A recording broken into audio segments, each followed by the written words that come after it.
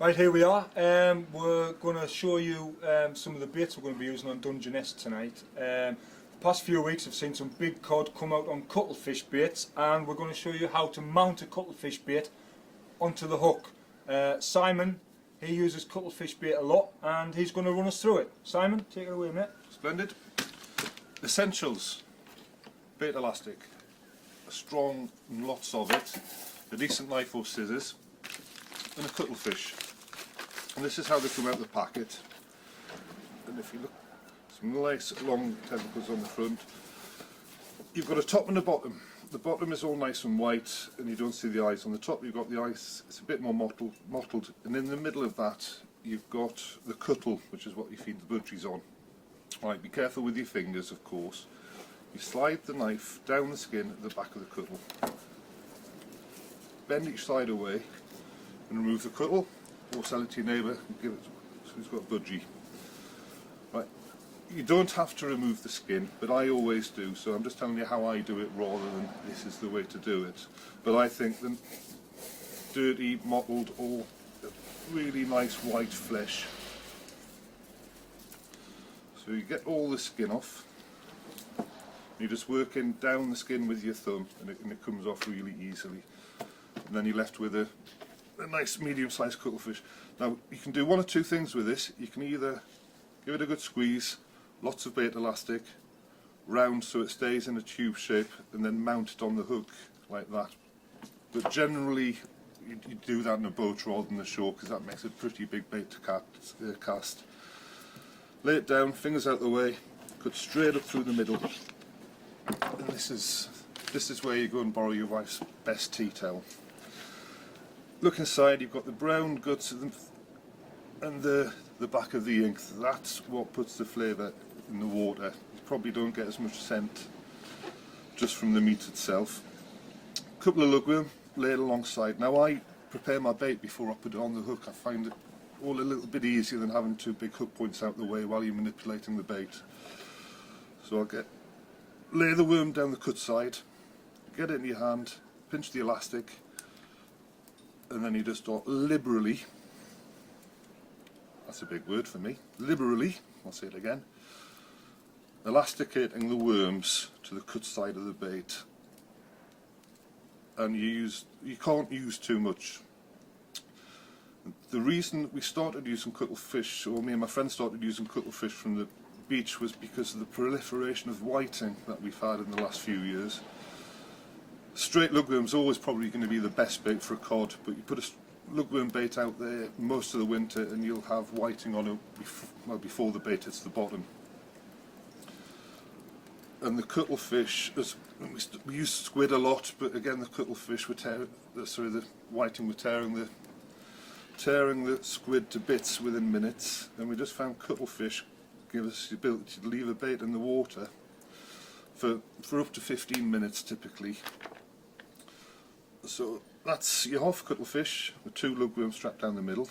Alan's got the hooks. There you go, cut the nice out those. Right, the reason, if we wanted to catch a whiting, we'd use a 2-0 or a 3-0 or a 1-0 or a size 1. We're not trying to catch whiting, we're trying to catch cod, so we don't want to catch whiting. So the best way to keep a whiting off your hooks is use a hook that's too big for it to get in its mouth. Now, an 8-inch whiting will still get hooked on that. It's not foolproof, but it will reduce the number of whiting that we catch, and it will give us a bait in the water for 15 minutes so the cod's got a chance to find it. So the way I put it on, I put the hooks down through the cuttlefish side. I go in at the top and out again. I go in at the middle and out again, and just below where I came out the last time I go in, and I feed it round and on. So the hook comes right out where the head is. Just make sure there's no kinks in that. When you pull everything tight, so the bait will lie pretty straight up the snood. Slide the top hook down, which it's not fixed, it's just running freely up and down the snood. Down to the top of the bait, roughly mark where you want it, up a few millimetres, round 3 or 4 times, and then up, down, through the bait, and that is what will catch the cod if they're around. You'll get white and pecking at it, chewing it. Hopefully they're not going to get snagged on one of the points.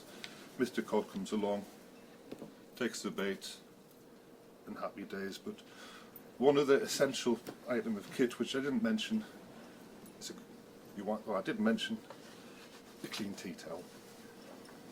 Alan. Well, I was just going to say the essence of this rig, it's a panel rig. The essence of the way you put the cuttle on is that this is basically the bait hair rigged on a big hook. And important when you're casting, a lot of people are chucking squids and whole cuttles out. And what happens when they cast, the line and the bait spin, and this works down round the bend of the hook. You can see how Simon's really lashed it on there. And if you look, he's got a tag end off the hook sticking out there, which is helping to hold it on there. This top hook, again, wrapped tightly round the mono and spiked in the top, won't move. And so when it lands on the bottom, that's how it's going to land, and it's going to stay like that. And that's very, very important when you're baiting that up. Now the alternative, there's two ways to fish for a big cod. Well, there's actually three ways. A great way used to be just fishing with 3 lugworm baits and just pick through the whiting until a cod come along. But nowadays there are so many whiting, the cods in a lot of time don't have a chance to get the lugworm, but they take the whiting.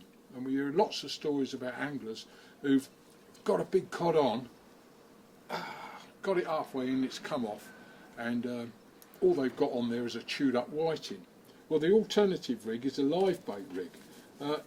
There's lots of ways of doing this, and I think the basics of it is, I mean, you could use a pennel rig, just an ordinary pennel rig, and quite often you hear there was a 16 pound or an 18 pound, I caught Dungeness the other day, wasn't it? Yeah, on a pennel rig, and the whiting had taken the top hook or the bottom hook, and the other hook hooked the whiting when it got hooked the cod when it got taken into the cod's mouth. But mine is quite a conservative rig. It's quite lightweight, 30 pound snood, a 4 or 5.0 Sakuma, a small, strong 1 Kamasan for the bait. Now what we'll do with that is we'll simply put a bit of lugworm on the bait, only a small bit, not too much, and chuck that out there like that, clip it to the rig, whack it out like that, whack it out. You can get a decent distance with that. What the theory is that when it hits the bottom, along comes a whiting, grabs the lugworm and gets hooked. Now that little hook, what happens when a lot of people catch a whiting is that the whiting swallows that small hook in the bait, and of course when a cod takes it, there's nothing for it to catch on. But with this, the idea being that when a cod comes up and takes the whiting, it gets the lot, hook and all. As I said, there are variations of this. Some people tie the little hook to the bend. Other people actually tie the small hook up here, so that the big hook's down alongside the whiting. I haven't got an opinion myself, but that's the one I use, and I think that's all you need. You've got to be patient. Sometimes you might get a dogfish on there, which a cod's not going to take. Dab, flounder, I've had all sorts. It's a waiting game. Couple of rods, perhaps one with that on, and one with that rig on, and that's what we're going to do tonight. We're all fishing different methods, so we'll see what works. Yeah, water's going to be very coloured tonight, so I think the big worm baits might be doing, big cuttle or big worm baits might be doing the better than the. If I could just step in, guys, it's quite a big tide tonight as well, Alan. It's going to be a horrendous tide run. We need to anchor them baits without them being dragged along with the tide. And notice we've got a fixed grip lead there. Yeah, I mean, I don't know what Simon uses at Dungey, but I tend to use a fixed grip all the time. I will be using a 6. This is only a 5. I should probably use a 6 or maybe a 7. We've also got, I notice you've got a breakaway style there. We've also got Geminis here with the springy wires, which helps, I believe, to a line snag. If you hook on a line snag, and Dungey's got a few of them, that'll pull off. Springs off. Yeah, that's the basic idea. Handy little tips like where that. you put them. Yeah, handy little tips like that can help you avoid snags, and they'll keep your bait fishing on the bottom in a strong running tide. And what you've got to watch for is when that line starts moving against the tide, probably fish on. So what say we go fishing, guys? Yeah, the next time you see us, we might have a big cod. Yes. Dusk, 5 to 4, time Dusk, to go. we got to get packed Time up. We to got to go. go.